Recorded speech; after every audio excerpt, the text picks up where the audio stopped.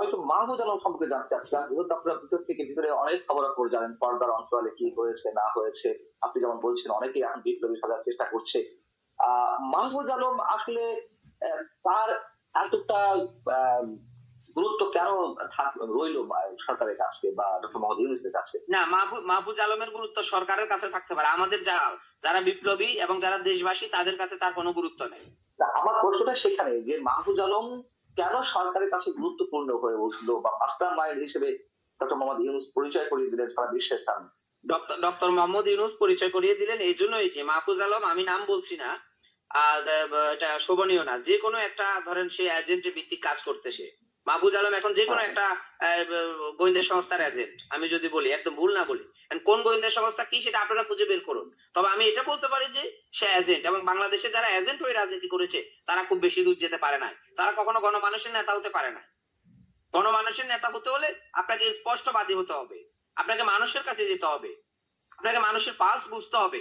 আপনি আয়নাগরে বসে এসি রুমে বসে একটা মতামত দিবেন, সেটা জনগণ। মাহফুজ আলম থিওরি দিচ্ছে সেখানে বসে বসে, সে কি ভাই? এই আন্দোলনে গত সে রাজনীতিতে, বাংলাদেশের রাজনীতিতে এখন পর্যন্ত মাহফুজ আলমের কি ভূমিকা রয়েছে? আমি বলি কোনো ভূমিকাই নাই। এদেরকে ছাত্র থেকে নিয়ে উপদেষ্টাতে নিয়ে ডক্টর মোহাম্মদ ইউনূস জাতির সাথে প্রতারণা করেছে, এটা একটা বেইমানি হয়েছে। এরা যদি রাজনীতি করতে এখন উপদেষ্টা থেকে পদত্যাগ করে তারা রাজনৈতিক দল করবে, তাহলে আগে থেকে চিন্তা ছিল না? গত 6 মাসে দেশে যখন ভঙ্গুর অবস্থা ছিল তখন তারা মানুষের কাছে কাছে যেতে পারে না রাজনৈতিক দল নিয়ে, এখন কেন পদত্যাগ করে যেতে হবে? ওই টাকা পয়সা সেভ করার জন্য? টাকা পয়সা কেউ একবার ইনকাম করলে সেভ করতে পারে না, সাগর ভাই, পান্না ভাই। আপনি যদি একবার বিতর্কিত, এই যে বন্যার টাকা নিয়ে আমি কখনোই কথাগুলো বলি নাই, বন্যার টাকা নিয়ে সারা বাংলাদেশ থেকে মানুষ এসে টিএসসি তে টাকা দিয়েছে যারা বন্যা কবলিত তাদেরকে সহযোগিতা করার জন্য। আমি যদি ভুল না বলি, সেই টাকাটা কেন ব্যাংকে রেখে দেওয়া হবে অ্যাকাউন্ট করে, যৌথ অ্যাকাউন্ট করে? এটা জাতির সাথে প্রতারণা না? আপনি মোরালিটিতে কথা বলবেন ভাই। মানুষ দিয়েছে, মানুষ ডুবে মরে যাচ্ছে না খেয়ে, তাদেরকে খাওয়া দেওয়ার জন্য তারা সেখানে ঢাকা বিশ্ববিদ্যালয়ে ইজম করে ফেলছে। ঢাকা বিশ্ববিদ্যালয়ে 1st ইয়ারের ছেলেকে পাঠাচ্ছে ওখানে, সে তো কিছু জানে না। কিন্তু এই আন্দোলনের সমন্বয়কদেরকেও তো পাঠানো হয় না, ঢাকার বাইরের সমন্বয়কদেরকে, তাদেরকেও দেয় না। বলে যে আইডি কার্ড দেখি আপনি কি ঢাকা বিশ্ববিদ্যালয়ের কিনা। তো ভাই দেওয়ার সময় কথা বলেন না কেন যে ভাই আপনি কি ঢাকা বিশ্ববিদ্যালয়, নাহলে এখানে জমা দিতে পারবেন না? তো এই যে প্রতারণা গুলো কিন্তু তারা করেছে এবং জাতি সেটা ধরে ফেলেছে। এই টাকাগুলো রাখার কথা ছিল না। সর্বপ্রথম বিতর্কিত হয়েছে তারা এই জায়গায়। সম্রাট সম্রাট আমি একটু মাহফুজ আলম সম্পর্কে আরেকটু জানতে চাই। তিনি যদি বিশেষ কোনো এজেন্সির হয়ে কাজ করেই থাকেন বা তিনি আসলে কাজের পার্সপেক্টিভ সার্ভ করছেন না, আমরা তো মনে করি যে বাইরের বিভিন্ন ধরনের শক্তির খেলা বাংলাদেশে এখনো পর্যন্ত রয়েছে। তাহলে কোন শক্তির হয়ে মাহফুজ এই বিশেষ এজেন্সির পার্সপেক্টিভ সার্ভ করছেন? বিদেশি কি মনে শক্তি, হয়? বিদেশি যে কোনো একটা শক্তির, সে জনমানুষের শক্তি না, বাংলাদেশের মানুষের পক্ষ নিয়ে কাজ করছে না। আমি একদম স্পষ্ট ভাষায় বলছি। আপনি দেখবেন এই সরকারের পতনের পরে আপনি মাহফুজ আলমকেও দেখবেন, মানুষ কিভাবে মূল্যায়ন করে, তার কিভাবে ব্যাকগ্রাউন্ডটা বেরিয়ে আসে, সব কিছু দেখবেন আপনি। সুতরাং আমি আবারও বলছি, যদি রাজনীতি করতে হয় জনগণকে নিয়ে করতে হবে। এই মাইন্ডেডটা আগে ছাত্র নেতাদেরকে ঠিক করতে হবে, যারা এখন সমন্বয়ক দাবি করছেন, এই আন্দোলনের মাস্টার মাইন্ড দাবি করছেন। আন্দোলনটা হয়েছে তো জনমানুষকে দিয়ে, যে জনমানুষকে নিয়ে আপনারা আন্দোলনটা করুন, রাজনীতিটা করুন। আপনারা আরেকটা জায়গার এজেন্ট হয়ে নিজেকে খুব বড় হিরো ভাববেন, এই দেশের মানুষ এটা পছন্দ করে না। মানুষের পালসটা বুঝে মানুষকে নিয়ে রাজনীতি করতে হবে। অন্য দেশের এজেন্ডা সার্ভ করলে আপনি ওই ধরেন ডক্টর কামাল হোসেনের মতোই থেকে যাবেন সারা জীবন, এক নেতা এক দল। তবে আপনি কি বলতে চাইছেন যে 188 জন কেন্দ্রীয় সমন্বয়ক ছিলেন? আপনি তো নিশ্চয়ই তার মধ্যে আসবেন, তাই না? না, 188 জন কখনোই কেন্দ্রীয় সমন্বয়ক ছিল না ভাই। আন্দোলনের সময় আচ্ছা। তারা তাদের মতো করে একটা লিস্ট প্রকাশ করে দিয়েছে, আশেপাশে যারা পাইছে বন্ধু বান্ধব লিস্ট। এটা কোনো আন্দোলনের সমন্বয়কের লিস্ট হয় নাই, আমি যদি ভুল না বলি। 58 জন হয়েছে, 58 জনের পরে তারা যতগুলো লিস্ট প্রকাশ করেছে যারা আন্দোলনের সাথে সম্পৃক্ত ছিল, তাদের একজনকে সেই লিস্টে তারা রাখে নাই। তো লিস্ট তো বড় কিছু না। আপনি তো সেই 58 জনের একজন নাকি? আমি তো বলি যে আমি 58 জনের একজন না। আমি ধরেন প্রথম সারি যদি 5 জন ধরেন, 5 জনের একজন। আসিফ, নাহিদ, হাসরাত, সার্জিদ, তারপরেই আমি। না, আমি এমনি ফর্মালি জিজ্ঞেস করছি, মানে ফর্মালি যে 58 জনের নাম তালিকাভুক্ত ছিল তার মধ্যে তো অবশ্যই ছিল। না না, আমার নাম কখনো তারা তালিকাভুক্ত রাখে নাই। কারণটা কি? কারণটা এই যে বললাম না, যে কারণটা হচ্ছে তারা তো তাদের মতো করে লিস্ট প্রকাশ করেছে। তারা তো শুরু থেকেই একটা কর্নারে মানে করেছে। আমরা যারা লিবারেল আন্দোলন করেছি তাদের কাউকে তারা ওই লিস্টে রাখে নাই। তো তারা আন্দোলনের সময় আবার এই কথাও বল নাই, যখন আমি নিজে স্বেচ্ছায় সমন্বয়ক হয়ে যখন টকশো করছি, যখন এক দফার ঘোষণা দিচ্ছি, তখন বলে না যে ইসমাইল ভাই আমাদের কেউ না। হ্যাঁ, যার যে যেখানে আন্দোলন করছে, ধরেন রাজশাহীতে একজন সমন্বয়ক হয়ে পুরো রাজশাহী নেতৃত্ব দিয়েছে 5 তারিখ পর্যন্ত। 5 তারিখের পরে বলছে যে উনি সমন্বয়ক না। তো এটা তো ভাই আমি কি সমন্বয়ক না? আর সমন্বয়ক তো আমি পরিচয় দিই না। এটা ক্লাস ধরেন ইন্টারের একটা ছেলে নিজেকে যদি সমন্বয়ক পরিচয় দেয়, তো সেই পরিচয় আমি কেন দিব একজন সিনিয়র রাজনীতিবিদ হয়ে? তো এটা হয় না। আমরা বলবো আমরা আন্দোলনের সময় আমরা রাজনীতি করি, আমাদের দায়িত্ব ছিল, আমরা দায়িত্ব নিয়ে আমরা সমন্বয়ক হয়ে এক দফার ঘোষণা দিয়েছি, কেন্দ্রীয় সমন্বয়ক হয়ে।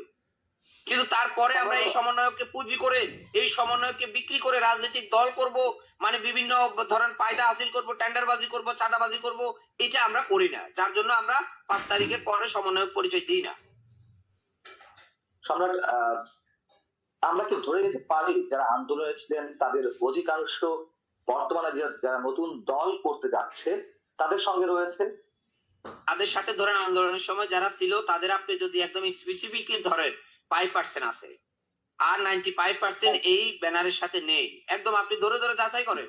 এখন হ্যাঁ, তারাও নতুন করে অনেক লোক নিয়ে আসতে পারে, ছাত্রলীগ থেকে, ওই জায়গা থেকে সে জায়গায় নাম দিতে পারে। আরে ভাই, নাম তো আর রাজনীতি না, নাম তো আর আন্দোলন না। আন্দোলনের সময় যারা ছিল তাদের 95% নেই। তারা কমিটিটা প্রকাশ করার পরে আপনি জরিপ করবেন যে তাদের সাথে নেই কেন, সেটাও খুঁজে বের করবেন যে আন্দোলনটা একসাথে করেছেন, এখন আপনারা 5% সব সুযোগ সুবিধা নিচ্ছেন, বাকি 95% কেন আপনাদের সাথে নাই? তো তারা তো অন্য দলও করে না। আমি আমি সেই জায়গা থেকে প্রশ্ন করি, 95% আন্দোলনকারী তারা যদি একসাথে থাকে, আর 5% যারা এখন সামনের সারিতে কিংবা সামনের সারি বললে হয়তো বলতে পারে লাইন লাইটে আছেন, কেন তাদেরকে এইভাবে সবকিছু, যদি আপনার কথা অনুযায়ী বলি, সবকিছু তাদের দখলে নিতে দেওয়ার সুযোগ দেওয়া হলো?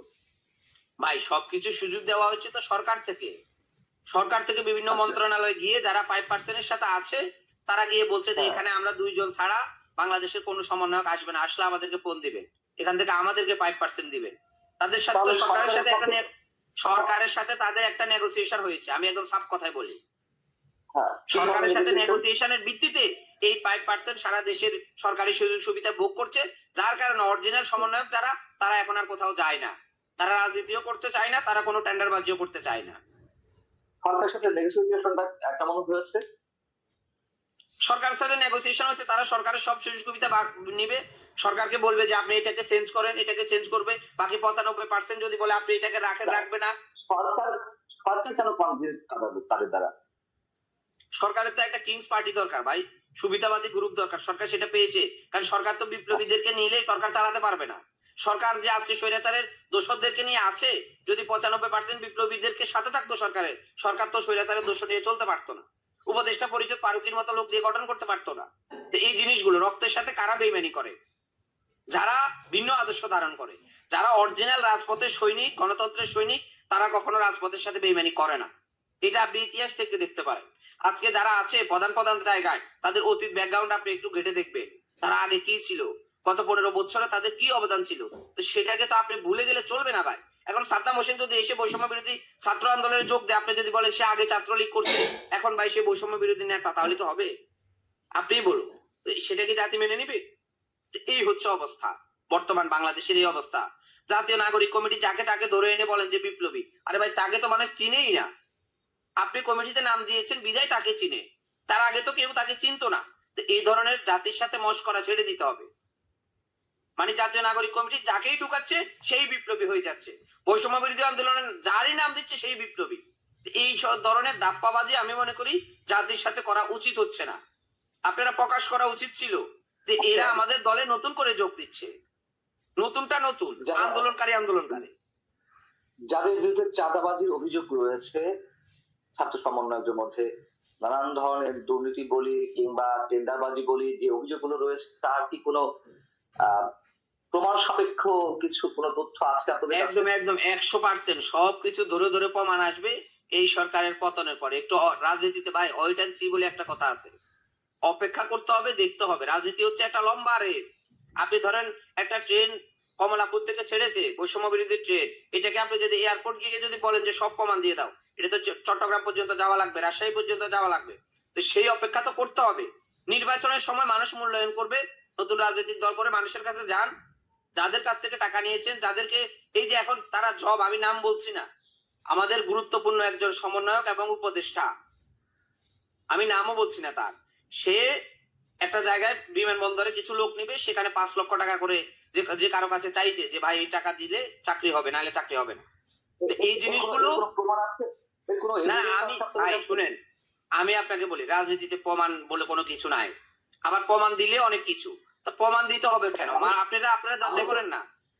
আমরা তো রাজনীতির কথা বলছি না।